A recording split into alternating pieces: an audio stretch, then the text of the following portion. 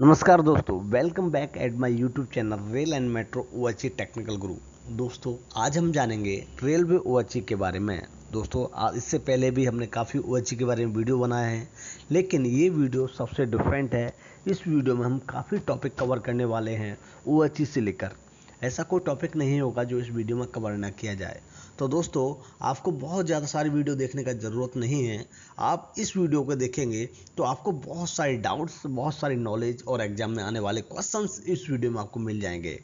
यह स्लाइड हमने जो प्रेजेंटेशन बनाया है, मोस्टली उन लोगों के लिए बनाया है जो ओएचई टीआईडी में जॉब कर रहे हैं या किसी कंस्ट्रक्शन कंपनी में जॉब कर रहे हैं।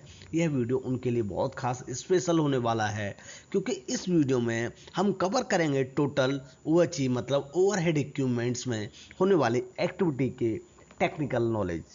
दोस्तों, यदि आप ओएचई के बारे में जानना चाहते हो तो वीडियो लास्ट तक देखें, जिससे कि आपको कभी भी रेलवे ओएचई के बारे में जानकारी मिल सके। चलिए दोस्तों, वीडियो स्टार्ट करते हैं। जैसा कि आप देख सकते हो, हमारा टीआरडी जो होता है, टीआरडी का फुल फॉर्म होता है ट्रैक्शन डिस्ट्रीब्यूशन। जैसा कि आप यहाँ पर देख सकते हो, ट्रैक्शन डिस्ट्रीब्यूशन ओवरहेड इक्विपमेंट मतलब ओएचई का फुल फॉर्म होता है। ये आपके दो क्वेश्चन कभी भी आते रहते हैं, ठीक है ना। जो आपके टाइप ऑफ ओएचई होती है, आपकी होती है, एक तो आपकी रेगुलेटेड होती है, एक अनरेगुलेटेड सिस्टम होता है। दो टाइप की ओएचई होती है, एक रेगुलेटेड ओएचई, एक अनरेगुलेटेड ओएचई। तो दोस्तों, रेगुलेटेड ओएचई का मतलब होता है आपका जो ओएचई मूवमेंट करती हो। मूवमेंट करती हो मतलब जैसे जैसे टेम्परेचर बढ़ेगा वैसे वैसे ही उसका काउंटरवेट नीचे की तरफ आएगा, जिससे कि वह मूवमेंट करके वायर में टेंशन बढ़ा देगा। अनरेगुलेटेड ओएचई मतलब होता है जो मूवमेंट नहीं करती है। जैसे आपने कभी भी आपने देखा होगा, एफटीए शॉट जो होता है उसमें आपका कोई भी काउंटरवेट नहीं होता है, वो वाला अनरेगुलेटेड होती है, वहाँ पे मूवमेंट नहीं होता है। दोनों साइड एफटी होगा तो मतलब आपका कहने का आप कह सकते हो वो अनरेगुलेटेड ओएचई है, कि मतलब वहाँ पे कोई भी काउंटरवेट नहीं है। चाहे आपका धूप हो चाहे गर्मी हो, वो वायर जितना आपने टेंशन दिया है उतना ही हमेशा रहेगा। तो रेगुलेटेड ओएचई और अनरेगुलेटेड ओएचई में वही यही अंतर है। आप कभी भी आप देख लेना साइड पे, जैसे कि आप टीआईडी में जॉब कर रहे हैं या करने वाले हैं या ऑलरेडी न्यू हैं, तो आप कभी भी साइड पर जाइए, एक बार देखिए काउंटरवेट। यहाँ पे दोनों साइड काउंटरवेट लगे हुए हैं, मतलब आपका जब भी धूप टेम्परेचर ज़्यादा होगा तो ऑटोमेटिक काउंटरवेट नीचे की साइड आ जाएगा। ये तो काउंटर आपका धूप कम है तो ऑटोमेटिक काउंटरवेट सर्दियों में ऊपर चला जाता है। तो ये रेगुलेटेड ओएचई के ही कारण होता है। यदि वह फिक्स रहता है, वो कुछ मूवमेंट नहीं करता है, तो वो अनरेगुलेटेड ओएचई होती है। तो दोस्तों, यही डिफरेंस है रेगुलेटेड ओएचई अनरेगुलेटेड ओएचई में। यदि इससे लेके कभी भी कोई क्वेश्चन आता है एग्जाम में रेगुलेटेड ओएचई से लेकर या अनरेगुलेटेड ओएचई से लेकर, तो आप इस चीज़ को ध्यान में रखें, इसको अच्छे से समझ लें।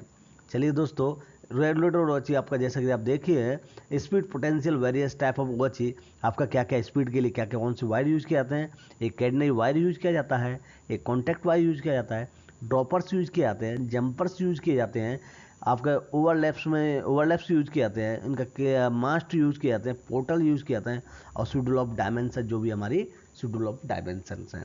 ये ओएचई के बहुत इंपॉर्टेंट पार्ट हैं जो कि ओएचई में यूज किए जाते हैं। चलिए दोस्तों, सबसे पहले हम जान लेते हैं स्पैन के बारे में। स्पैन होता क्या है? एक्चुअली एग्जाम में यह क्वेश्चन बहुत आता रहता है, तो स्पैन क्या होता है। चलिए तो हम आपको बताते हैं। स्पैन दो प्रकार के होते हैं। आपका एक होता है, एक नंबर एक जो होता है आपका स्टैंडर्ड स्पैन। स्टैंडर्ड, आप इसको ध्यान रखें, एक स्टैंडर्ड स्पैन होता है आपका, और दूसरा वाला होता है ये आपका स्टैंडर्ड स्पैन होता है, स्टैंडर्ड स्पैन, और दूसरा वाला होता है आपका नॉन स्टैंडर्ड। ठीक है, आप नोट कर लें, नॉन स्टैंडर्ड है ना, ये नॉन स्टैंडर्ड स्पैन होता है। आप याद रखें, स्पैन दो प्रकार के होते हैं, स्टैंडर्ड और नॉन स्टैंडर्ड। स्टैंडर्ड स्पैन कौन से होते हैं वो है हम आपको आगे बता देते हैं। चलिए पहले हम जान लेते हैं स्पैन क्या होता है। देखिए, स्पैन का मतलब होता है ये वाला खंबा आपको दिख रहा होगा, जैसे ये वाला खंबा है, इस खंबे का सेंटर, जैसे इस खंबे का सेंटर इधर है, ठीक है, जैसा आप यहाँ पर देख सकते हो, ये वाले खंबे का सेंटर इधर है, ये वाला खंबा है, इसका सेंटर इधर है, ये वाले खंबे का सेंटर इधर है। तो इस सेंटर की दूरी को स्पैन बोला जाता है। जैसे ये खंबा है, इस खंबे से एक खंबे से दूसरे खंबे तक की दूरी को स्पैन बोला जाता है। याद रखना, ये आपका स्पैन हुआ। तो दो पोलों के बीच की दूरी को स्पैन बोला जाता है, जैसा कि आपको हमने स्क्रीन पर दिखाई दिया है। चलिए अब हम जान लेते हैं स्पैन कितने प्रकार के होते हैं। स्पैन आपका देखिए स्टैंडर्ड स्पैन आपका मिनिमम जो होता है वो आपका 18 मीटर से स्टार्ट होता है। तो मिनिमम स्पैन होता है आपका 18 मीटर, ठीक है। मिनिमम स्पैन याद रखना, ये मिनिमम स्पैन होता है 18 मीटर, ठीक है। 18 मीटर मिनिमम। अब इसमें स्टैंडर्ड स्पैन निकालने के लिए आपको कभी भी 4 मीटर 4.5 ऐड करते जाना है। जैसे मैंने 18 में ऐड किया तो दूसरा वाला मेरा स्पैन निकल के आया, ठीक है। दूसरा वाला स्पैन निकल के आया मेरा, तो वह आपका 22.50 मतलब 22.5 मीटर नेक्स्ट स्पैन आया।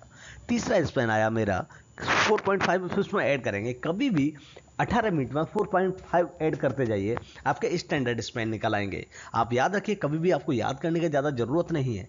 केवल 18 मीटर में 4 पॉइंट मिनिमम स्पैन जो होता है, कभी भी क्वेश्चन आता है सबसे मिनिमम स्पैन कितना रख सकते हैं, तो वो है 18 मीटर। सबसे मैक्सिमम पहले 72 मीटर था, लेकिन आईडीएसओ ने अभी चेंज कर दिया है हाई स्पीड के कारण, आपका 67.5 मैक्सिमम स्पैन कर दिया है। ये भी क्वेश्चन कभी भी एग्जाम में आता है, तो आप इसको याद रख लें। चलिए तीसरा स्पैन हो गया आपका 22.50 में 4.5 जोड़ेंगे तो 27 मीटर हुआ, ठीक है। अगला आपका 31.50 हुआ, आप ऐड करके देख लीजिएगा, ठीक है। फिर उसके बाद 36 हुआ, फिर उसका 40.5 हुआ, ठीक है। उसके बाद 45 हुआ, है ना। उसके बाद आपका 49.5 हुआ, याद रखना ये 49.5। फिर उसके बाद आपका 54 हुआ, फिर उसका 58.5 हुआ, फिर उसके बाद 63 हुआ, और उसका 67.5 हुआ। याद रखना ये आपके स्पेन्स के बारे में, टोटल आपको स्पेन्स कवर कर, ये स्टैंडर्ड स्पेन है। यदि इसके अलावा कोई स्पेन आता है, सारे नॉन स्टैंडर्ड होते हैं। तो दोस्तों यही होते हैं स्पेन, दो प्रकार के, स्टैंडर्ड नॉन स्टैंडर्ड। 18 मीटर में 4.5 ऐड करते जाएगा, स्टैंडर्ड स्पेन आ जाएंगे आपके। और इनके बाद दो भी स्पेन बचते हैं तो वो आपके नॉन स्टैंडर्ड स्पेन होते हैं। दोस्तों याद रखना, ये क्वेश्चन हमेशा एग्जाम में आता रहता है। चलिए स्पेन का बहुत रोल रहता है ओएचसी में। स्पेन से ही सारी चीज़ें डिक्लेयर होती हैं, सारी चीज़ें एकदम क्लियर होती हैं, कर्व वगैरह टोटल ओएचसी स्पेन से ही रिलेटेड होती है। तो स्पेन के बारे में आप अच्छे से समझ लें, जिससे कि आपको कोई भी दिक्कत ना आए। चलिए दोस्तों आगे बढ़ते हैं। देखिए ये ओएचसी है, ओएचसी में क्या क्या रहता है। जैसे आपका यहाँ पे ये ओएचसी आपको देख रहे होगे, ये ओएचसी है। तो ओएचसी जैसे आपका होता है, कभी भी इस टाइप की डिजाइन होती है। आप देखना जो सेंटर पॉइंट हुआ, जैसे आपका ये वाला सेंटर पॉइंट है हमारा, ये वाला सेंटर पॉइंट है, तो कहीं ना कहीं ये सेंटर रहता है। तो जो बीच में जो डिस्टेंस होती है उसको बोलते हैं सैग। सैग कितने का है, प्री सैग जो बोलते हैं, ठीक है। ग्राउंड क्लियरेंस कितना है, कंडक्टर, ये कंडक्टर आपका जो भी है हमारा कैडनाई वायर या कॉन्टैक्ट वायर, ठीक है। तो ये आपका यहाँ पे आप सकते हो, ये हमारा इंसुलेटर रहता है। आप याद रखना ये सारी चीज़ें, ये इंसुलेटर है, ये हमारा ऊपर वाला कैडनरी वायर होता है, नीचे वाला कॉन्टैक्ट वायर होता है, आप ध्यान में रखिएगा, ठीक है। ये हमारा मास्ट है, ठीक है। तो ये हमारा बॉन्ड है, ठीक है। ये रनिंग रेल्स है, जो रेन लर्निंग है, ठीक है। तो ये सारी चीज़ें रहती हैं दोस्तों, आगे आगे एक एक चीज़ हम क्लियर करते रहेंगे। चलिए आगे बढ़ते हैं। जैसा कि हमने आपको इसलिए बता ही दिया, ये इंसुलेटर के बारे में बता ही दिया। ये आपका कैडनरी वायर, ये आपका ड्रॉपर्स होते हैं बीच में जो लगे रहते हैं, जैसे आपने देखा होगा कभी भी, ये ड्रॉपर्स होते हैं, ठीक है। ये आपका नीचे वाला, ये वाला जो है कॉन्टैक्ट वायर है, ठीक है। ये आपका बूस्टर ट्रांसफार्मर है, ये आपको दिख रहा होगा, ठीक है। ये पहला रिटर्न वायर है, ठीक है। और ये आपका मास्ट है ना। चलिए आगे चलते हैं। कैड, जैसे कि आप देख सकते हो, जो कॉन्टैक्ट वायर होता है सबसे ज़्यादा रोल उससे होता है, क्योंकि जो पेंटो टच होकर चलता है, यहाँ पे आप देख सकते हो स्क्रीन पे, ये हमारा पेंटो है, और पेंटो कॉन्टैक्ट वायर से टच होकर ही चलता है। देखिए आप वो यहाँ पे आप देख सकते हो, जैसे आप यहाँ पे हमारा पेंटो है, ये कॉन्टैक्ट वायर से टच होकर चल रहा है। तो कॉन्टैक्ट वायर जो चलता है वो कभी भी स्मूथ रन होना चाहिए, कभी भी कोई चीज़ उसमें हिट नहीं करनी चाहिए। तो उसके लिए हम सारा अरेंजमेंट बहुत स्मूथली करते हैं, जिससे कोई दिक्कत ना आए, ठीक है। तो आगे चलते हैं। अभी आपको देखते हैं टर्मिनेट्स, आपका ये हमेशा कि हमने आपको बताया, ये रेगुलेटेड ओएचसी का डिजाइन है, याद रखिए ये रेगुलेटेड ओएचसी का है। तो रेगुलेटेड ओएचसी देखिए आपका, जैसे हम शॉर्ट स्टार्ट किया, ये ओवरलैप का है पूरा, ठीक है। तो ये काउंटर वेट है। तो रेगुलेटेड ओएचसी में आपका काउंटर वेट का वेट पहले तो आपको पता होना चाहिए। तो काउंटर वेट का वेट होता है 665 kg, ठीक है। काउंटर वेट रेगुलेटेड ओएचसी में 665 kg यूज किए करते हैं, ठीक है। ये आपका काउंटर वेट का हो गया वजन। कभी भी क्वेश्चन आता है कितना वजन होता है काउंटर वेट में, 665 kg होता है रेगुलेटेड ओएचसी में, ठीक है। जैसा कि आप यहाँ पर काउंटरवेट देख सकते हो, ये लिखा हुआ काउंटरवेट, ठीक है ना। चलिए दोस्तों आगे चलते हैं। देखिए ये आपका गाय रोड होता है, जैसे गाय रोड आपको इस तरीके से लगा होता है, कभी भी देखना एंकर में इस तरीके से रहता है, पूरा पूरा एंकर में लगा होता है, ये गाय रोड होते हैं, ठीक है। ये आपका टर्मिनेशन ऑफ रेगुलेटेड ओएचई यहाँ पर टर्मिनेट होती है। ये आपकी थ्री पुली है, जो थ्री पुली रहती है, ठीक है, ये थ्री पुली पोर्शन है। यहाँ पर आपका इंसुलेटर रहता है, ये आपका इंसुलेटर है, जिससे कि यहाँ से करंट इधर ना जाए खंभे की तरफ, तो इंसुलेटर लगा देते हैं। यहाँ आपकी कंपनसेंटेड प्लेट रहती है, यहाँ पे इस तरीके से डबल ओवरलैप बनता है, ठीक है, जैसा आप देख सकते हो, ठीक है ना। तो ये डिज़ाइन है, कितना क्या है, कॉन्टैक्ट वायर है, कॉन्टैक्ट वायर 10 स्क्वायर mm का होता है, कैडनी वायर 65 स्क्वायर mm का होता है, देखिए आप यहाँ। और आपका एंटीग्रिक वायर 93 स्क्वायर mm का होता है, 19 स्ट्रिंग होती हैं उसमें। कैडनरी में भी आपकी 19 स्ट्रिंग होती है, कॉन्टैक्ट में एक ही रहती है, वो हार्ड कोर रहता है, जैसा आप देख सकते हो यहाँ पर भी, देखिए ये रहा 2.1 एक उसका रहता है, ठीक है। तो दोस्तों यही है रेगुलेटेड ओएचई, देखिए रेगुलेटेड इक्विपमेंट्स पुली, थ्री पुली ब्लॉक टाइप, यहाँ पर आप देख सकते हो। ये सारी जानकारी आपको याद रखना है, ये आपको हमेशा काम आएंगी। चलिए दोस्तों आगे बढ़ते हैं। देखिए यहाँ पे आपको देख सकते हैं किस तरीके से हमारा ट्रेन चलता है। देखिए यहाँ पर पुल ऑफ और पुश ऑफ एक अरेंजमेंट रहता है, पुल ऑफ पुश ऑफ, ये एक स्पेशल अरेंजमेंट रहता है, जैसे जहाँ पर भी स्ट्राइकर नहीं मिलता है वहाँ पर पुल ऑफ पुश ऑफ किया जाता है। ये याद रखना, ये कोई कभी भी क्वेश्चन आता रहता है एग्जाम में, पुल ऑफ पुश ऑफ क्या होता है। तो कभी भी जब भी आपका कहीं पर भी स्ट्राइकर नहीं मिल रहा था, वहाँ पर एक स्पेशल अरेंजमेंट किया जाता है, जैसे बहुत ज़्यादा कर्व होता है वहाँ पर पुल ऑफ पुश ऑफ का यूज़ किया जाता है। एक स्पेशल अरेंजमेंट किया जाता है वो अच्छी का, जिससे कि वहाँ पर हमको स्ट्राइकर मिल सके। कर्व में ऐसा होता है कि ब्रिजेज, मेजर ब्रिजेज वगैरह रहते हैं, या कोई अनदर सिचुएशन रहती है, तो वहाँ पे ऐसा हमें पुल ऑफ पुश ऑफ का यूज करना होता है। चलिए आगे चलते हैं। ओएचई देखिए आप, जैसे हमने आपको थ्री पुली के बारे में बताया था, एक एक आइटम्स के बारे में और बता देते हैं। देखिए ये ऐसा स्वरूप है, यहाँ से जो हैंगिंग किया हुआ है, यहाँ से आप देख सकते हो, यहाँ से ये वाले वायर पूरा घूम के गया है, ये आपकी ऐसा स्वरूप है। ऐसा स्वरूप आपकी 8 मीटर की होती है, याद रखना, ठीक है। ये आपका कैडनरी वायर है, ये कॉन्टैक्ट वायर है, देखो आप कॉन्टैक्ट वायर, ये कैडनरी वायर, ये आपका मास्ट है, ये आपके ड्रॉपर्स हैं, ठीक है। ये आपका 9 टन इंसुलेटर है, ठीक है, 9 टन इंसुलेटर है। ये आपकी कंपनसेंटेड प्लेट है, ठीक है। ये आपका 9 टन एडजस्टर है, ठीक है, 9 टन एडजस्टर है ये भी। ये आपका कॉन्टैक्ट एंडिंग कौन है, ये आपका कैडनरी एंडिंग कौन है, याद रखना, ये सारे अरेंजमेंट याद रखना। हमने आरआई नंबर ऑलरेडी पिछली वीडियो में दे दिए हैं, एक एक आके आरआई नंबर, तो कौन से का आरआई नंबर क्या रहता है वो सारी डिटेल्स आपको पिछली वीडियो में मिल जाएगी। आप हमारे यूट्यूब चैनल पर जाके देख सकते हो, या मैं आपको डिस्क्रिप्शन में लिंक दे दूंगा, वहाँ से आप हमारी ओएचई रिलेटेड आरआई नंबर वाली वीडियो को देख सकते हो, जिससे कि आपको कोई डाउट्स ना रहे। ये आपकी देखिए, ये एंटी फॉलिंग रॉड है, 2.45 मीटर की रहती है, 2 एंटी फॉलिंग रॉड रहती है। क्वेश्चन आ जाता है कभी कभी कि एंटी फॉलिंग रॉड कितनी होती है, तो याद रखना, ठीक है। ये आपका डबल स्टेप है, ठीक है, 8 सेंटीमीटर वाला डबल स्टेप है, याद रखना, ठीक है। ये आपका 9 टन एडजस्टर है। तो ऐसे सारे इक्विपमेंट, आपके एंकर फिटिंग है, जो ये वाली गैरेट फिटिंग, ये वाली एंकर फिटिंग, ठीक है। तो ये आपका क्या बोलते हैं इसको, एडाप्टर है, ये इंसुलेटर है, ये भी इस वाले इंसुलेटर को टॉप इंसुलेटर बोलते हैं, ये वाले इंसुलेटर को बॉटम इंसुलेटर बोलते हैं।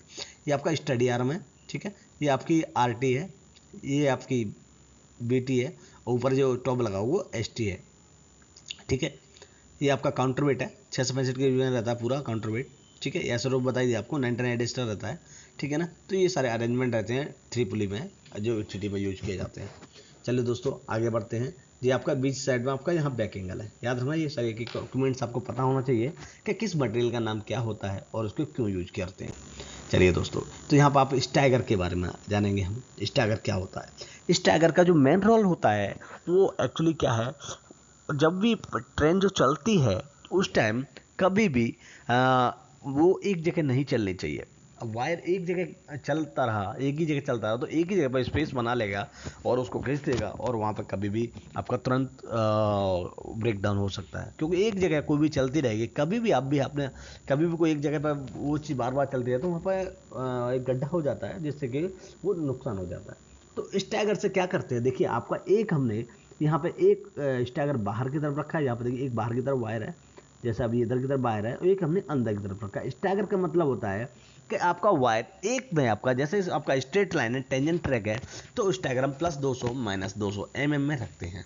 उससे क्या रहता है, जैसे यहाँ पे पेंटो चलेगा, जैसे यहाँ पे प्लस में है, जैसे यहाँ पे प्लस में बाहर की तरफ जा रहा है, प्लस में, तो प्लस का मतलब बाहर की तरफ जा रहा है और अंदर माइनस में, तो जहाँ से गाड़ी जाएगी तो ऐसे करके जाएगी, ऐसे करके जाएगी, मतलब एक ही जगह में, मतलब चार तरफ रन करेगी, ऐसे करके रन करेगी, एक जगह रन करेगी। यदि एक ही जगह रन करेगी तो आपका यहाँ पे गड्ढा हो जाएगा, पेंटो का भी कार्बन टूट जाएगा और कॉन्टैक्ट वायर भी घिस जाएगा। तो इसीलिए हम लोग स्टैगर का यूज करते हैं, जिससे कि एक जगह पर टच ना हो और पेंटो चारों तरफ मूवमेंट करता रहे। ये तो घिसे तो चारों तरफ घिसे, एक तरफ ना घिसे, जिससे कि वो गड्ढा ना पड़े और अपने गाड़ी अच्छे से चल सके। तो आपका स्टैगर 0 से लेके 300 तक रख सकते हैं, 0 से +300 या 0 से -300 तक रख सकते हैं। वो कर्वेचर के हिसाब से होता है। जैसे आपका इनसाइड कर्व है, ठीक है, तो वो इनसाइड कर्व आउटसाइड कर्व में कर्व प्लस माइनस स्टैगर रखना होता है। आपका स्ट्रेट लाइन है तो आपका +200 -200 स्टैगर रख सकते हैं। यदि आपका कर्व वगैरह है, जैसे आपका इनसाइड कर्व है या आउटसाइड कर्व है, तो आपका जब इनसाइड कर्व होता है तो उसमें RT प्लस की लगती है, और आपका आउटसाइड कर्व है तो RT उसमें माइनस की लगती है। तो प्लस की RT है तो प्लस का स्टैगर रहेगा, माइनस की RT है तो माइनस का स्टैगर रहेगा। तो दोस्तों ये सारी चीज़ें रहती है। कभी भी स्टैगर ध्यान रखना, 0 से लेके 300 +300, 0 से लेके -300 तक स्टैगर रख सकते हैं। यह डिपेंड करता है कर्वेचर पर। यदि आपका स्ट्रेट लाइन है तो +200 -200 रख के चल सकते हैं, या आपका कर्वेचर है तो डिपेंड करता है कर्वेचर कितना है, उसके हिसाब से स्टैगर को मेजर किया जाता है। चलिए, जैसा कि आपको स्क्रीन पर आपको देख सकते हो, जैसे हम लोग ट्रैक सेंटर में आप देख सकते हो, यहाँ पर आपका ट्रैक सेंटर है, तो स्टैगर यहीं से मैनेज किया जाता है। आपका इधर रहेगा तो आपका माइनस स्टैगर रहेगा, इधर रहेगा तो आपका प्लस स्टैगर रहेगा। चलिए दोस्तों, आगे बढ़ते हैं। स्टैगर के बारे में जैसा कि हमने ऑलरेडी बताया था, +200 टेंजेंट ट्रैक पे, और आपका कर्व ट्रैक पे +300 ±300 रख सकते हैं। जैसा कि हमने ऑलरेडी आपको बता ही दिया है, ये एग्जाम में बहुत इंपॉर्टेंट क्वेश्चन है, आता रहता है, तो आप कभी भी इसको बड़े ध्यान में रख करके काम करें, जिससे कि आपको कभी भी कोई गलती ना है। स्टैगर का रेल में बहुत रोल रहता है। एक्चुअली ट्रेन जो चलती है वो स्टैगर के बेस पर ही चलती है। यदि आपने स्टैगर ज़्यादा रख दिया तो पेंटो बाहर निकल जाएगा और पेंटो तुरंत हवा में चला जाएगा और आपका ब्रेक डाउन हो जाएगा। तो दोस्तों, स्टैगर का बहुत बड़ा रोल है, भले ही छोटी सी चीज़ है पर लेकिन रोल इसका सबसे ज़्यादा है। स्टैगर के बेस पे ही हमारी पेंटो वो चीज़ से टच होकर चलता है। तो आप याद रखें, स्टैगर को कभी भी गलती ना करें। स्टैगर को बहुत, इसके टॉपिक को भी डाउट्स है आपको तो आप हमें कमेंट करके बताएं, हम स्टैगर के बारे में और भी अच्छी अच्छी वीडियोज़ बनाएंगे, जिससे कि आपको कोई भी गलती ना करें। चलिए दोस्तों, हम आगे बढ़ते हैं। स्टैगर के बारे में आपको बता ही दिया है, चलिए आगे चलते हैं। अब हमारा रेगुलेटेड इक्विपमेंट्स OHE के बारे में, जैसा कि हमने ऑलरेडी आपको बता ही दिया है। आगे चलते हैं। देखिए, ये आपके ATD है, इसमें और थोड़े से और डाउट है वो भी आपको क्लियर कर देते हैं। चलिए, ये कंप्लीट है आपका। देखिए किस तरीके से, ये आपका गायरोड है, राइट, ये आपकी 3 पुली है, 3 पुली है, ये वाला जो वाला है, ठीक है। ये अरेंजमेंट आपको ऑलरेडी सब कुछ बता ही दिया है, कितना अरेंजमेंट रहता है, क्या रहता है, कैसे रहता है। ये विंच टाइप की ATD है, ठीक है। विंच टाइप की ATD आजकल यूज नहीं की जा रही, तो हम उसके बारे में डिस्कस भी नहीं करेंगे। थोड़ा बहुत बता देते हैं, आप इतना समझ लीजिए। विंच टाइप की ATD है, उसका डिजाइन इस तरीके से होता है, ठीक है। आप एक बार इस वीडियो को एक बार अच्छे से देख लें किस तरीके का होता है। चलिए, क्योंकि हम आजकल कन्वेंशनल वो चीज़ यूज की जा रही है, तो हम उसी के बारे में डिस्कस करेंगे।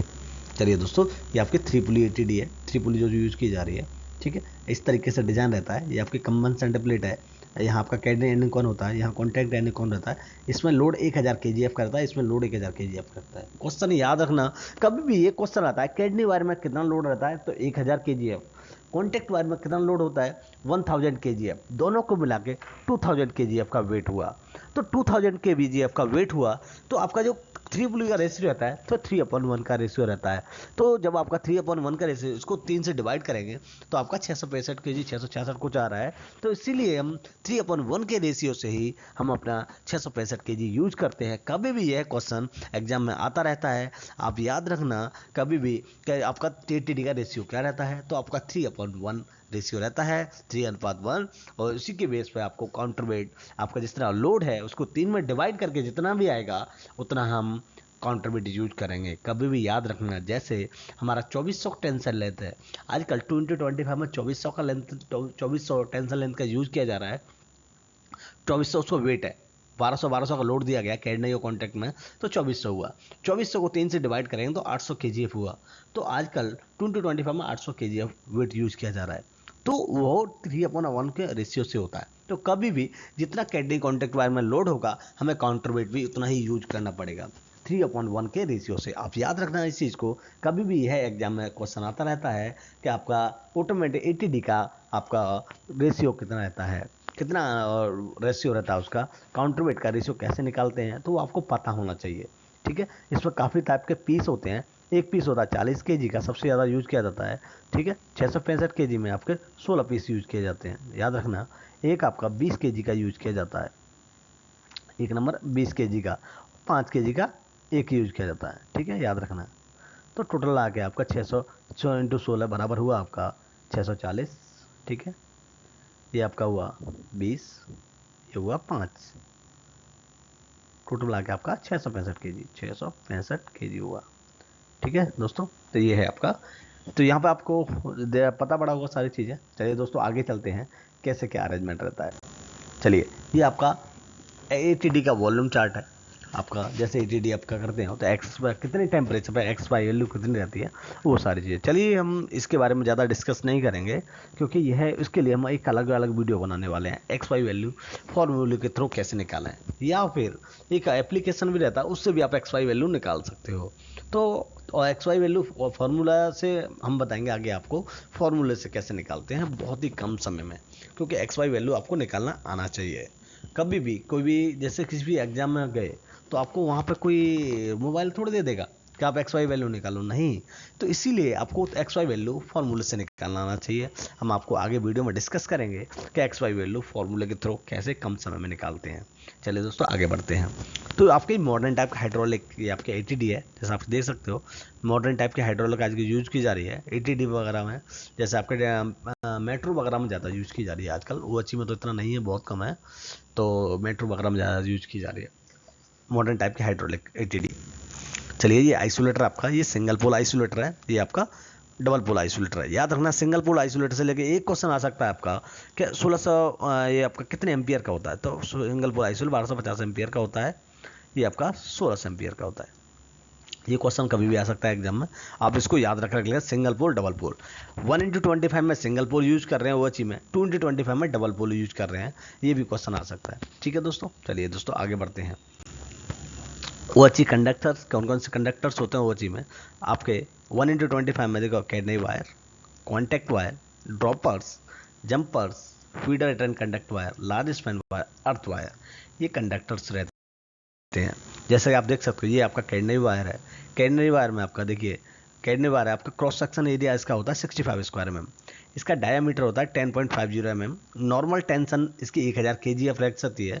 ब्रेकिंग लोड कितने, मतलब 3920 kg एक तो ये लोड ले सकता है, इससे ज़्यादा हुआ तो ब्रेक डाउन होने के चांसेस रह सकते हैं। मतलब कभी भी हम क्या ना, ये 3920 से ज़्यादा लोड नहीं देंगे, किसी भी ज़्यादा लोड दे दिया इससे ज़्यादा तो ब्रेकडाउन हो सकता है। तो आप कभी भी याद रखना, क्वेश्चन एग्जाम में ये क्वेश्चन आता रहता है कि नॉर्मल वेट कैडनरी वायर कितना ले सकती है और उसका ब्रेकिंग लोड कितना होता है 3920 kg। तो ये क्वेश्चन कभी भी आ सकता है। कैडनरी वायर में स्ट्रिंग्स कितनी होती हैं, 19 स्ट्रिंग्स रहती हैं, ये भी याद रख लेना, ये क्वेश्चन भी बहुत आता रहता है। तो कैडनरी वायर से लेकर के बहुत सारे क्वेश्चन आते रहते हैं। ठीक है, ये कैडमियम कॉपर का बना होता है। तो ये सारे क्वेश्चन आप याद रख लेना, जिससे कि आपको कोई दिक्कत ना आए। चलिए दोस्तों आगे बढ़ते हैं। कॉन्टैक्ट वायर, कॉन्टैक्ट वायर जो होता है आपका, जैसे ट्रेन टच होकर चलती है उसे बोलते हैं कॉन्टैक्ट वायर। उसका क्रॉस सेक्शन एरिया होता है 10 स्क्वायर mm, डायमीटर होता है 12.24, नॉर्मल टेंशन होती है उसकी 1000 kgf, आपका ब्रेकिंग लोड होता है उसका 3905 kg। तो ये भी क्वेश्चन बहुत काफ़ी इंपॉर्टेंट है, कॉन्टैक्ट वायर को लेके ऐसे ही आता रहता है कि उसका ब्रेकिंग लोड कितना होता है, नॉर्मल टेंशन कितना ले सकता है। ठीक है, और इसमें स्ट्रिंग तो एक ही होती है, हार्ड ड्रोन का बना हुआ था। ठीक है, चलिए दोस्तों आगे बढ़ते हैं, ये इसका डिजाइन किया हुआ है। चलिए कॉन्टैक्ट वायर के बारे में देखिए, कॉन्टैक्ट वायर क्या है, देखिए ओवल लाइन इसका परमिटिव क्लास। ठीक है, कहाँ पर कितनी हाइट रखते हैं, तो नॉर्मल जो आपकी कॉन्टैक्ट वायर की हाइट रहती है वो आपकी 580 रहती है नॉर्मल। किसी किसी सिचुएशन में, जैसे आपका कहीं हाइट वगैरह एलसी गेट हुआ या कुछ वैसा कुछ प्रॉब्लम हुआ है, कुछ ब्रिज वगैरह हुए, वहाँ मिनिमम आपकी हाइट 4.92 रख सकते हैं, इससे कम हाइट नहीं रख सकते। कभी भी एग्जाम में क्वेश्चन आता है तो कॉन्टैक्ट वायर की मिनिमम हाइट 4.92 होती है और आपका नॉर्मल हाइट 5.80 होती है। लेवल क्रॉसिंग में आपका 5.50 तक इसको रख सकते हैं, लेवल क्रॉसिंग पर। याद रखना ये क्वेश्चन भी बहुत आता है। लेवल क्रॉसिंग में कॉन्टैक्ट वायर की हाइट क्या होती है 5.50, इससे ज़्यादा ही होनी चाहिए, इससे कम नहीं होना चाहिए। क्योंकि क्या रहता है, नीचे रख दिया तो एलसी गेट पर बहुत सारे वाहन व्हीकल्स निकलते रहते हैं, टच होने का चांसेस रहता है। तो कॉन्टैक्ट एलसी गेट पर 5.50 से कम नहीं रख सकते। ये एग्जाम में क्वेश्चन बहुत आता रहता है, आप इसको याद कर लें अच्छी तरीके से। अनरेगुलेटेड वॉच 5.570 मीटर रख सकते हैं। रेगुलेटर 50 mm फ्री सेगमेंट आपका 5.55, ठीक है। रेगुलेटर वॉच 100 फ्री सेगमेंट जो आपका 5.60, और आपका रेल गोज में आपका 5.67। चलिए दोस्तों आगे बढ़ते हैं। चलिए ड्रॉपर्स के बारे में जानेंगे। देखिए कैडनरी और कॉन्टैक्ट वायर को जो अटैच कर जो जोड़ता है उसको ड्रॉपर्स बोलते हैं। एक्चुअली होता क्या है, यदि हम ड्रॉपर्स यूज नहीं करेंगे तो आपका वायर कभी भी दिक्कत होगा, क्योंकि एक दूसरे को जब हम इतना लंबा सेक दे देंगे तो एकदम सेक आ जाएगा, वो एक दूसरे को बैलेंस नहीं बना सकेंगे। जब ट्रेन चलेगी तो एकदम बहुत ज़्यादा मूवमेंट करेगा। तो दोनों को बराबर होल्ड करने के लिए हम ड्रॉपर्स का यूज करते हैं। जैसा कि आप स्क्रीन पर देख सकते हो, ये आपकी कैडनरी क्लिप है, ये आपकी कॉन्टैक्ट क्लिप है। दोनों क्लिप को लेकर ड्रॉपर्स 5 mm का ड्रॉपर्स यूज किया जा रहा है, तो यहाँ पर ड्रॉपर्स का यूज किया जा रहा है। कैडनरी और कॉन्टैक्ट को ये होल्ड करके रखता है दोनों को। चलिए दोस्तों आगे बढ़ते हैं। यहाँ देखिए ये आपका कैडनरी क्लिप है, ठीक है। इसमें आपका 10-10-35 का बोल्ट यूज किया जाता है, एक जो भी होल वाला होना चाहिए, जिसमें आई पिन यूज की जाती है। ये आपके इसमें भी यू पिन लगती है, इसमें भी एक होल रहते हैं दोनों को लेके, तो वो भी रहना चाहिए। और ड्रॉपर आपका 5 mm का होता है, ठीक है, जैसा कि आप देख सकते हो यहाँ पर, ठीक है। ये कैडनरी वायर है, कंट्री वायर को पकड़ेगा, ठीक है, ठीक है ना। और ये आपका कॉन्टैक्ट वायर है, ठीक है ना जीरा। अब यहाँ पे ये क्या रहता है, ये मूव रहता है। ये पोर्शन हम इसको क्या करते हैं, मूवेबल रखते हैं। कब भी जैसे कि इसमें लोड अब आ गया तो पेंटो ने उसको ऊपर कर दिया, तो ये वाला ऑटोमेटिक, ये वाला जो पोर्शन आपको दिख रहा हुआ, ये ऑटोमेटिक आपका 3 से 4 सेंटीमीटर रहता है, तो ये आपको इस तरह मार्जिन ले सकता है जिससे कि लोड टूटेगा नहीं, तो ये कभी भी लिफ्टिंग कर जाएगा। तो इसलिए यहाँ पर लूप बना के रखते हैं जिससे कोई दिक्कत ना आए। चलिए दोस्तों यहाँ पर आप देख सकते हो, ठीक है, कैडनरी कॉन्टैक्ट वायर, ठीक है दोस्तों। चलिए ड्रॉपर्स के बारे में इतना ही है, आगे चलते हैं, ठीक है। ड्रॉपर्स में आप देख सकते हो डायमीटर आपका 5 स्क्वायर mm का होता है, ठीक है। और लार्ज वाला 7 का होता है, 7 का तो यूज नहीं कर रहे हैं आजकल, 5 का ही 5 स्क्वायर mm का यूज कर रहे हैं, ठीक है। एक वेट उतना होता है इसका 0.146 इसका वेट होता है, ठीक है ना। चलिए दोस्तों आगे बढ़ते हैं, है ना, फर्स्ट एंड लास्ट। चलिए दोस्तों अब हम जान लेते हैं आपको ड्रॉप रिंग के बारे में। ड्रॉप रिंग कभी कैसे ड्रॉपर्स कैसे लगाते हैं। तो पहली बात आपको एक चीज़ याद रख लेनी है, जैसे मैंने आपको अभी इस वीडियो में सबसे पहले बताया था स्टैंडर्ड स्पेन, स्टैंडर्ड और नॉन स्टैंडर्ड स्पेन। तो हम डिस्कस करेंगे स्टैंडर्ड स्पेन के बारे में। Standard span mostly standard span ही रखना, नॉन स्टैंडर्ड नहीं रखना है। नॉन स्टैंडर्ड रखना है तो हम उसके बारे में बताएंगे। चलिए पहले आपका जब भी आपका ये स्पेन है आपका, जैसे आपका 18, ठीक है, 18 metre, 27 metre, 36 metre, 45 metre, 54 metre, ठीक है, 63 मीटर, ये वाले स्पैन रहे। तो कभी भी ये वाले स्पैन रहेंगे तो इनकी ड्रॉपरिंग कैसे की जाएगी। तो कभी भी ये वाले स्पैन रहे तो पहला वाला ड्रॉपर आपका 2.25 पर रखेंगे, ठीक है, पहला वाला स्पैन 2.25। उसके बाद जो भी है आपके, जैसे यहाँ पे एक मास्ट है, यहाँ पे एक मास्ट है, ठीक है, एक यहाँ पर मास्ट है, ठीक है, ये दोनों मास्ट है, मान लो सपोज दैट ये दोनों मास्ट है, और आपको इन दोनों के बीच में ड्रॉपरिंग करना है, ठीक है। ये आपका कैडनरी वायर है, ठीक है, और यहाँ पर आपका ये कॉन्टैक्ट वायर। अब यहाँ को आपको ड्रॉपरिंग करनी है। तो आपका मान लो स्पैन आपका 27 का स्पैन है, ठीक है। तो पहले आप क्या करोगे, सबसे पहले आपका पहला जो स्पैन रहेगा, आपका पहला ड्रॉपर रहेगा वो आपका 2.25 पर रहेगा, ठीक है, पहला वाला, ठीक है। दूसरा वाला आपका रहेगा 6.75 पे, 6.75 दूसरा वाला ड्रॉपर, ठीक है। तीसरा वाला भी आपका 6.75 पर रहेगा, ठीक है, 6.75 है ना, तो ये 9 मीटर पर रहेगा, सॉरी ये 9 मीटर पर रहेगा, ठीक है। फिर उसके बाद फिर 9 मीटर पर रहेगा, और फिर आपका 2.25 पर आ जाएगा। तो कभी भी दोनों जो ड्रॉपर रहेंगे फिर स्टार्टिंग से इस मास से पहला वाला ड्रॉपर 2.5, इस मास से पहला वाला ड्रॉपर 2.5, और बाद बाकी आपका ये वाला पहले दूसरा वाला ड्रॉपर बी ड्रॉपर जो बोलते हैं, ये ड्रॉपर ये बी ड्रॉपर, ये आपका कितना रहेगा 6.75 पर रहेंगे दोनों, ठीक है। तो कभी भी याद रखना आपको इस तरीके से याद रखना आप। तो जैसा कि आप यहाँ पर 6.75 रख देंगे, ठीक है। तो पहले वाले ड्रॉपर दोनों कभी भी स्टैंडर्ड रहे चाहे नॉन स्टैंडर्ड रहे, दोनों ए ड्रॉपर आपके 2.25 पर रहेंगे। यदि आपका चेंज होना है तो बी, आपका ये बी ड्रॉपर, यदि आपका ये वाला स्पैन रहे तो आपका 6.75 पर रखने हैं, याद रखना। और आपके जैसे आपके रहे 22.5, ठीक है, 31.5, ठीक है, 40.5, 49.5, 58.5, आपका 67.5। अब ये वाले रहे तो आपको क्या करना है, पहले ड्रॉपर आपका जैसे कि मेरे ये वाला स्पैन है सपोज दैट, यहाँ पर समझ लो, यहाँ पर पहला वाला स्पैन है, ये वाला स्पैन आपका, ठीक है, कैडनी वायर कॉन्टैक्ट वायर। तो पहला वाला आप ए ड्रॉपर रखोगे आप यहाँ पे, आपका 2.25 है, यहाँ पे भी 2.25 पर रखोगे, ठीक है।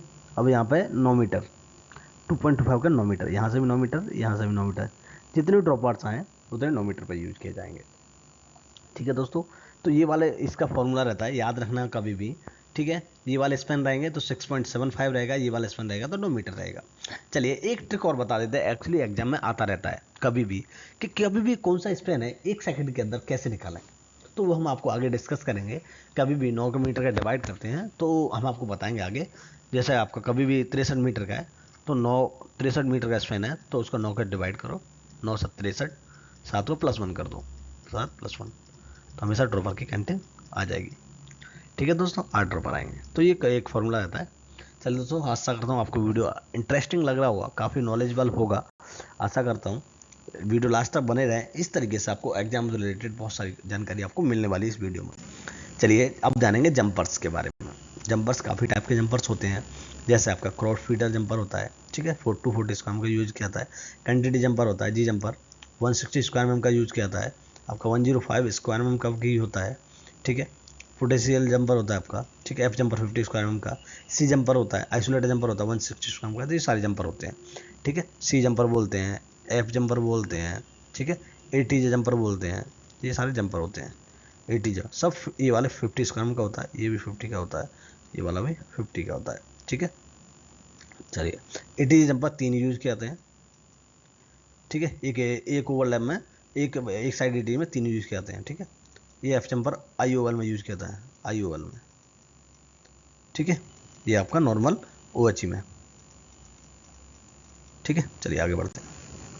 जैसे आप यहाँ पे देख सकते हो, यहाँ पे देखिए ये जी जंपर है आपका, ये आपका जी जंपर है, यहाँ पे देखिए ये जी जंपर है, ठीक है, ठीक है। 3.80 इसकी लेंथ होती है, ठीक है। 105 स्क्वायर mm या 160 स्क्वायर mm का यूज करते हैं, अपने अपने रेल के ऊपर है। जैसे आपके यहाँ 105 स्क्वायर mm का यूज किया गया है, ठीक है।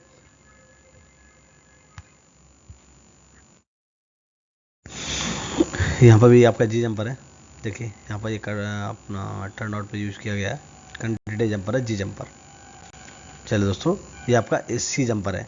एवरी 1 किलोमीटर में 3 यूज किया जाता है, एक एंट्री सेंटर पे, और एवरी 350 मीटर पे एक सी जंपर यूज किया जाता है। ये आपका कन्वेंशनल वॉची का है, याद रखना, 2025 का नहीं है, ठीक है। उसकी डिस्टेंस रहती है 5.60 रहती है, ठीक है ना, ब्रैकेट से।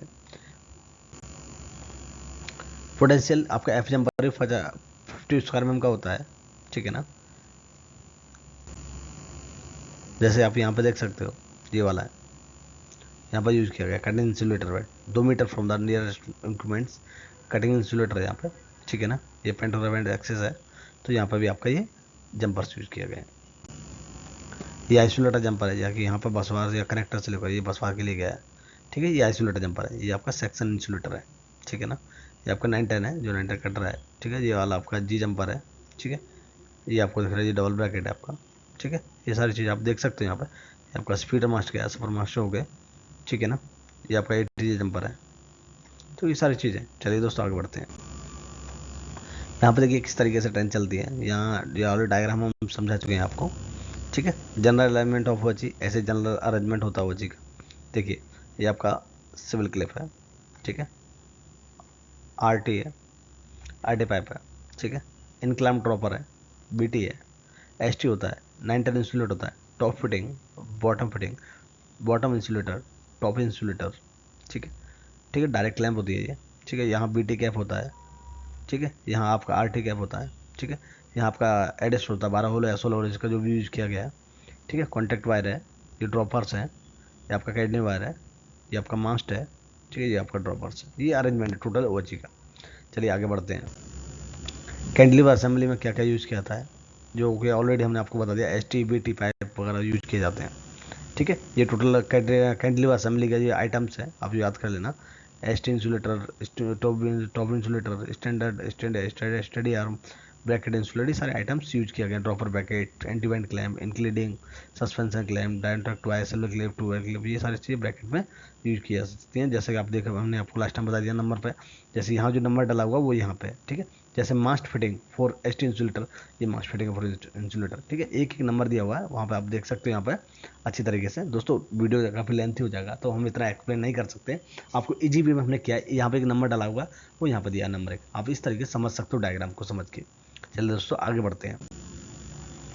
कैंटिलीवर ऑन प्लेटफॉर्म, देखिए प्लेटफॉर्म पर कैंटिलीवर का अरेंजमेंट कैसे रहता है। तो कैंटिलीवर पर आपका प्लेटफॉर्म रहता है, तो वहाँ पर इस पर आपका आरटी चेयर यूज की जाती है, एक्सटेंशन वाली, ठीक है। जैसे आपके यहाँ पे देख सकते हो आरटी एक्सटेंशन वाली हाइट पर की जाती है, ठीक है, जिसकी हाइट अपना प्लेटफॉर्म से आपकी टोटल यूज़ किए हैं। चलिए आगे बढ़ते हैं। तो आरटी चेयर आप यहाँ पे देख सकते हो, ये आरटी चेयर लगी हुई है, ठीक है। ये आपका बीटी है, ये आपका एस टी, ये बीटी, ठीक है। तो ये वाला स्पेशल अरेंजमेंट रहता है आरटी चेयर का, ठीक है ना। इसकी रिलेबल साइड 6-10 रहती है आरटी चेयर की, याद रखना, कभी भी क्वेश्चन आता रहता है। तो दोस्तों ये स्पेशल अरेंजमेंट रहता है आपका ओएचसी का प्लेटफॉर्म पे। स्पेशल आरटी मतलब आरटी चेयर यूज़ किया था, और तो कुछ ज़्यादा खास नहीं है आरटी चेयर पर, केवल आरटी ही रहती है, बाद बाकी कुछ नहीं रहता उस पर। एस टी बी टी अलग रहती है, आरटी की आरटी होगी तो उसमें इनक्लाइंब टॉपर्स को अरेंजमेंट करके उसको अरेंजमेंट कर दिया जाता है। चलिए दोस्तों आगे बढ़ते हैं। टेंशन लेंथ, आपकी टेंशन लेंथ कितनी क्या रहती है, वो सारी चीज़ें हम आपको आगे डिस्कस करने वाले हैं। चलिए दोस्तों, आपके इनकम रेंस क्या होती है, चलिए वो भी हम समझ लेते हैं। इनकम रेंस का मतलब होता है दो वायरों के बीच की डिस्टेंस। जैसे ये वायर है, ये वाला हमने यहाँ पे ड्रॉपर्स लगा हुआ है, तो यहाँ से लेकर के यहाँ तक की डिस्टेंस आपकी ब्रैकेट पे इनकम रेंस कहलाती है। जैसे आपका ब्रैकेट यहाँ पर, ये वाला ब्रैकेट है सपोजिट, तो इस वाले वायर से इस वाले वायर की डिस्टेंस होगी आपके इनकम रेंस, ठीक है। इनकम रेंस आपकी काफ़ी टाइप की होती है। आपका नॉर्मल कन्वेंशनल वॉच में 140 रखते हैं, आपका turn out cross over 190, sorry only 90, 140, 50, 40, 75, और भी इसको मतलब अरेंजमेंट के हिसाब से ये अपनी मतलब इनकम रेंज की जाती है। तो याद रखना ये सारी चीज़ें अरेंजमेंट आपको पता होना चाहिए, इनकम रेंज कितनी होती है। तो आपका एक इनकम रेंज आपकी 140, ठीक है, 90, ठीक है, 75, ठीक है, 50, 40, ये इनकम रेंज नॉर्मली रखी जाती है, ठीक है। ये आपकी ओपन रूट में एवरी ब्रैकेट पे, ये आपका टर्न आउट क्रॉस ओवर पे, टर्न आउट या क्रॉस ओवर, ठीक है, टर्न आउट क्रॉस ओवर पे। ये भी कहीं कहीं किसी ब्रिजेज एफ वगैरह भी यूज की जाती है। और आप 40-50 आपके ओवरलैप में, ठीक है, ओवरलैप। चलिए आगे बढ़ते हैं। जैसा कि आपको ये आपका ओवरलैप का अरेंजमेंट है, 3 स्पैन का आपका अनइंसुलेटेड ओवरलैप होते हैं। चलिए दो ओवरलैप भी बता देते हैं आपको, ओवरलैप कितने प्रकार के होते हैं। 2 टाइप के ओवरलैप होते हैं, एक अनइंसुलेटेड, एक अनइंसुलेटेड ओवरलैप, जिसको IUL बोलते हैं। IUL मतलब इंसुलेटेड ओवरलैप, और UIUL मतलब अनइंसुलेटेड ओवरलैप। क्वेश्चन आता रहता है IUL का फुल फॉर्म क्या होता है और UIUL का फुल फॉर्म क्या रहता है। तो ये वाला जो है आपका अनइंसुलेटेड मतलब उसको बोलेंगे UIOL, ये अनइंसुलेटेड ओवरलैप पर बात करेंगे। जैसे जहाँ पर 2 डबल ब्रैकेट रहते हैं तो उसको 3 स्पैन ओवरलैप बोला जाता है, ठीक है, क्योंकि वो 3 स्पैन को कवर करता है, ठीक है ना। तो उसका अरेंजमेंट किस तरीके का रहता है, ठीक है, तो वो आपको यहाँ पर शो ऑफ कराया गया है, ठीक है दोस्तों। जैसे कि यहाँ पे 140 इनकम रेंज है, ये उस वाले की भी 140 इनकम रेंज है, ठीक है ना। तो जहाँ पे जो जैसा भी शॉर्ट टर्मिनेट होता है, जैसे यहाँ पे शॉर्ट टर्मिनेट होता है वो वाला OR होके निकलता है, तो जी वाला निकला है यहाँ पर टर्मिनेट होके, तो इसकी इनक्वेंस 40 या 50 दोनों में एक भी रख सकते हैं। यहाँ पर भी सेम है, 40 या 50 रखी है, वहाँ की 40 इनकमेंस 140 इनकमेंस रखी है। ये आपका डायग्राम है ओपन रूट का, जहाँ पर कोई भी कर्वेचर वगैरह नहीं है। चलिए दोस्तों, ये आपका 4 स्पैन का इंसुलेटेड ओवरलैप है, ठीक है, ब्रैकेट है, ये आपका डिजाइन स्ट्रक्चर किया हुआ है। IUL में क्या है, जहाँ पे आपका SP SSP रहता है वहाँ पर आइसोलेटर वगैरह भी रहते हैं, ठीक है, वहाँ पे आपका इंसुलेटर ओवरलैप यूज किया जाता है, जहाँ मोस्टली आइसोलेटर रहता है, क्योंकि उसको फीडिंग कट ऑफ ऑन करना होता है, इसीलिए वहाँ पे IUL का यूज किया जाता है। चलिए दोस्तों आगे बढ़ते हैं। ये overlap types equipments, cross type equipments, ये अलग अलग इक्विपमेंट्स रहते हैं, ठीक है। नेक टाइप इक्विपमेंट्स और टाइप ऑफ ओची टर्नआउट्स, ठीक है। क्रॉस टाइप टर्नआउट्स, बहुत सारे टर्नआउट्स होते हैं, ठीक है। तो ये आपका क्रॉस टाइप डायमंड क्रॉसिंग पर ये टर्नआउट्स है, ठीक है, डायमंड क्रॉसिंग है ये। चलिए आगे बढ़ते हैं। ये आपका डायमंड क्रॉसिंग का इस तरह का रहता है। डायमंड क्रॉसिंग मतलब होता है जहाँ पर चारों दिशाओं से गाड़ियाँ आती हैं, ठीक है। ये आपका सेक्शन इंसुलेटर का डायग्राम है पूरा। सेक्शन इंसुलेटर आप देख सकते हो, यहाँ पर ये सेक्शन इंसुलेटर है। तो यहाँ पे आप देख सकते हो ये सेक्शन इंसुलेटर पूरा वायर दिखा लिखा हुआ है आपका इंसुलेटर टोटल कौन कौन से आइटम्स यूज किया गया है, ठीक है। यहाँ पे हमने नंबरिंग दिया है, एक नंबर पर आपको जैसे दिया है स्टैंडर्ड सेक्शन इंसुलेटर है, तो एक नंबर आप ये देखोगे यहाँ पर कौन सा है, तो यहाँ पे एक नंबर आपका ये वाला, कहाँ गया, ये रहा, ये आपका एक नंबर है, ये सेक्शन इंसुलेटर है। तो इस तरीके से आप सारे क्वेश्चन हैं यहाँ पे देख सकते हो, वीडियो पॉज करके आप नोट डाउन कर लेना। इस तरीके से हम एक्सप्लेन करेंगे तो वीडियो काफ़ी लेंथी हो जाएगा, तो जो कि काफ़ी मतलब दिक्कत भी हो सकता है, लोग देखना पसंद नहीं करते। पर लेकिन क्या है, ये एक ही वीडियो में आएगा तो थोड़ा अच्छा समझ में आएगा, इसीलिए हमने एक ही वीडियो बनाने का प्रयास किया है, क्योंकि लोगों के पास ढूंढने में काफ़ी टाइम लगता है कि एक वीडियो का पार्ट्स कहाँ है, एक वीडियो का पार्ट्स कहाँ है, इसलिए करके थोड़ा लेंथी रहेगा। बट एक ही वीडियो में सारी चीज़ कवर हो जाएंगी, तो वो आपके लिए काफ़ी बेनिफिटफुल रहेगा, ठीक है। नंबर 2 आपका 910 इंसुलेटर असेंबली है, ठीक है। नंबर 2 आप देख सकते हैं 910 इंसुलेटर असेंबली है, ठीक है। इस तरीके से आप देख लेना, आप अपने हिसाब से अरेंजमेंट कर सकते हो, ठीक है। दोनों रनरों के बीच में क्वेश्चन आता रहता है, दोनों रनरों के बीच में कितना गैप रहता है, तो इसका 45 गैप रहता है, दो रनरों के बीच में सेक्शन में क्वेश्चन आता रहता है, ठीक है। ये क्वेश्चन काफ़ी इंपॉर्टेंट है जो हमेशा आता रहता है। चलिए दोस्तों, आपका टीआरडी ट्रेड आपकी देखिए ओएचई ओवरहेड इक्विपमेंट, एफटीओ का था फिक्स टर्मिनेशन एंकर, बीडब्ल्यू का बैलेंस रेट एंकर, एटी का ऑटोमेटिक। ये क्वेश्चन हमेशा एग्जाम में आते रहते हैं, इनकी फुल फॉर्म आप याद कर लेना। टीआरडी की ट्रैक्शन डिस्ट्रीब्यूशन, ठीक है, ओएचई की एफटीए और बीडब्ल्यू, ये कभी भी आती रहती है फुल फॉर्म, तो आप याद कर लेना इन सबको। चलिए इम्प्लांटेशन, अब हम जानेंगे इम्प्लांटेशन के बारे में।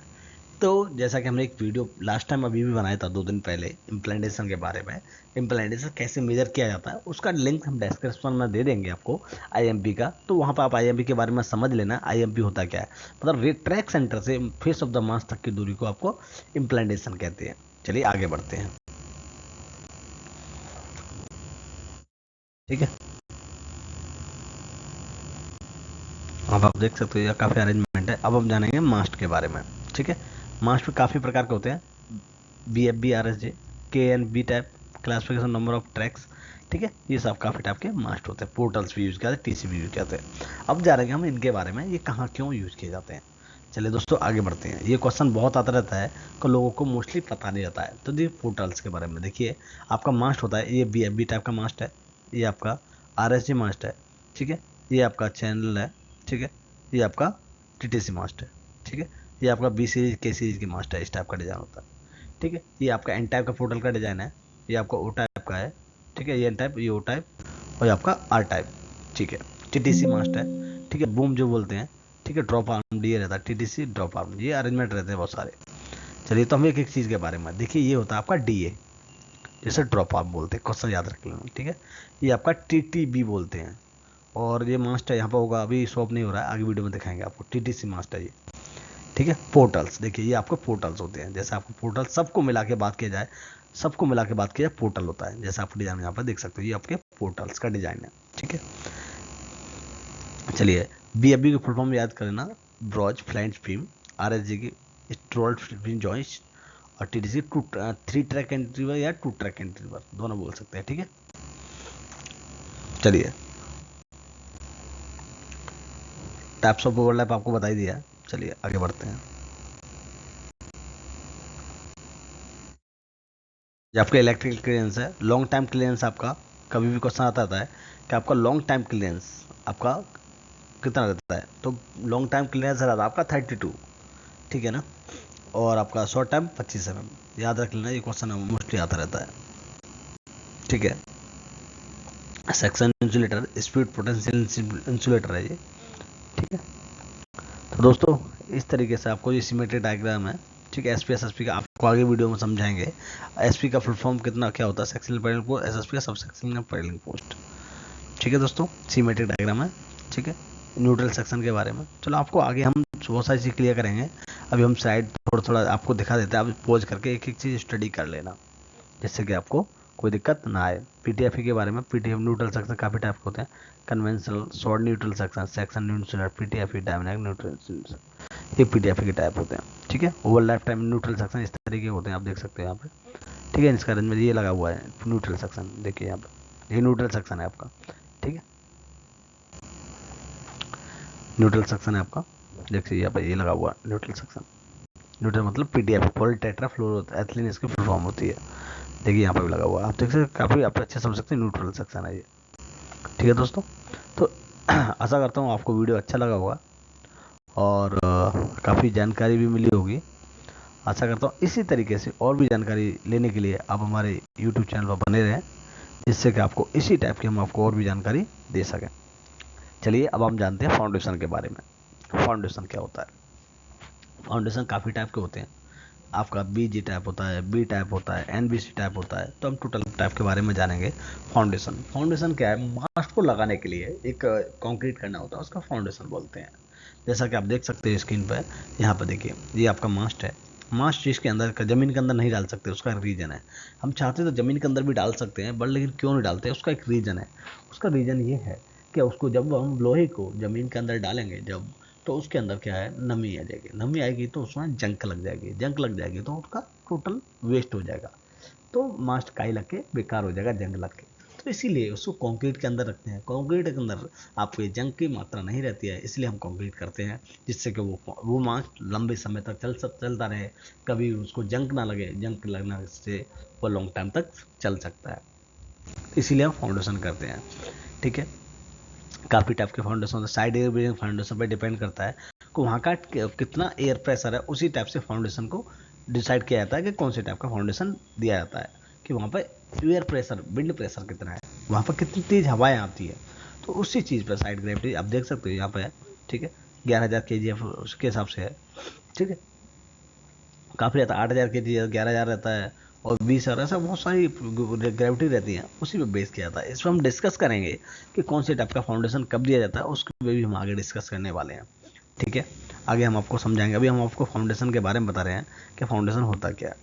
ठीक है दोस्तों, तो फाउंडेशन भी एक बहुत बड़ा पार्ट है, इसके लिए भी काफ़ी टाइम चाहिए। कभी ये एनबीसी फाउंडेशन है, ये एफबीएम कोड है उसके, कौन से फाउंडेशन कौन से एफबीएम कोड होता है। ठीक है, ये आप देख सकते हो, ये आपका फाउंडेशन है, ये आपका एफबीएम कोड है, इसका एफबीएम कोड है, बोलने में इतना है इसका। ठीक है, ठीक है, ये बीसी ऐसा है, बीसी सॉइल थी वहाँ पे। ठीक है ना, तो ये इस टाइप के फाउंडेशन होते हैं, आप देख सकते हैं यहाँ पे। तो ये आपको डिज़ाइन के, thank you so much for watching the video till and. दोस्तों, आशा करता हूँ वीडियो आपको पसंद आया होगा। यदि आपको वीडियो पसंद आए तो आप हमारे चैनल पर बने रहें, और इसी तरीके की ओएचसी को लेकर जानकारी, आपको वीडियो कैसा लगा आप हमें ज़रूर बताएं।